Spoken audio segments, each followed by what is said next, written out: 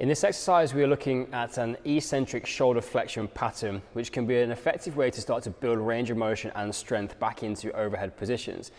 Now, Sam's got the band looped onto something stable, and you'll see there's also a yoga block positioned underneath his hand. We can change the height of that. Essentially, it's there to serve as a bit of a stopping point if you find that going into certain ranges of motion overhead can either cause some level of pain or discomfort.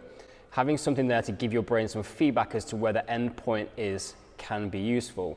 Equally, if you are comfortable working without it or you're working through a greater range of motion, that yoga block is an optional there. Now Sam's going to use his opposite hand to pull himself into the start position, and then he's going to let go, and then we're only going to work this eccentric phase, loading that left shoulder through a full range of motion as we can.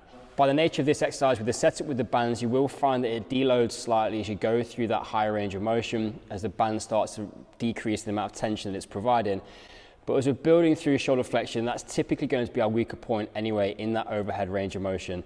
So just really concentrate on building through that full pattern that we have, keeping control of the movement all the time and using the assistance from the opposite hand to take off the load from that left shoulder so we can just build the strength through the eccentric range.